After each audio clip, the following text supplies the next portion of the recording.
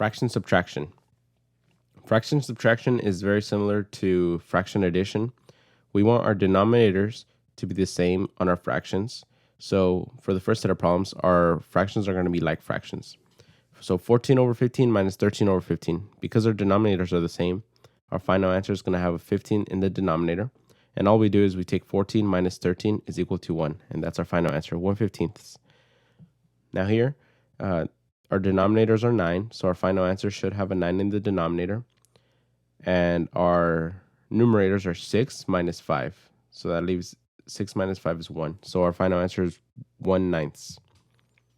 Here, the denominator is 100 on both of our fractions, 100, 100. So that means our denominator on our final answer should have 100 in the denominator. Now all we do is we take 95 minus 36, and that is going to be 59. And that's our final answer. Again here, 711 minus 4 over 11. Our denominator is 11 on both, so that means our denominator in the final fraction is going to be 11. 7 minus 4 is 3, and 3/11 is our final answer. Here we have 30 over 50 minus 22 over 50. Our denominators are both 50, so that means our denominator in our final answer should be 50. All we do is 30 minus 22, and that's going to be 8, and this reduces down to 4/25. 6 over 12 minus 4 over 12. So our denominator on both of the questions is, or both of the fractions is 12. So that means our final answer should have a denominator of 12. 6 minus 4 is 2, and this is going to reduce down to 1/6. Subtractions of unlike fractions take a little more work. So we want the denominators to be the same. The quickest and easiest way to do this is by taking your first fraction, 5 over 7, and multiplying it by the denominator of the second fraction over itself. So 3 over 3. So minus our second fraction, 2 over 3, multiplied by the denominator of the first fraction over itself. So 7 over 7. And when you solve this out, 5 times 3 is 15 over 7 times 3 is 21 minus 2 times 7 is 14 over 3 times 7 is 21. That means our final answer is going to be 15 over 21 minus 14 over 21, and our denominator is going to be 21 on our final answer. So all we do is 15 minus 14 is 1. That's our final answer. Here we have our first fraction is 2/3. We multiply it by the 8 here. So 8 over 8 minus 3 over 8. That's our second fraction, multiplied by the denominator of our first fraction, 3 over 3. So when we start solving this out, our 2 times 8 is going to be 16. 3 times 8 is going to be 24.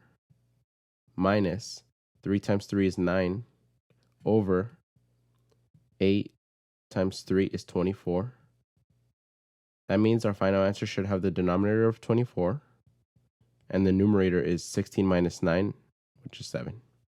That's our final answer. 6 over 7 minus 2 over 6. So again, we write the first fraction out. We multiply it by the denominator of the second one over itself. So 6 over 6 minus our second fraction, 2/6. Multiply it by the denominator of the first fraction over itself. So 7 over 7. So 6 times 6 is 36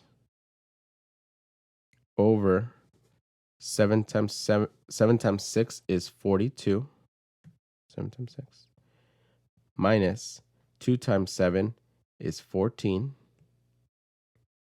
over 6 times 7 is 42 again.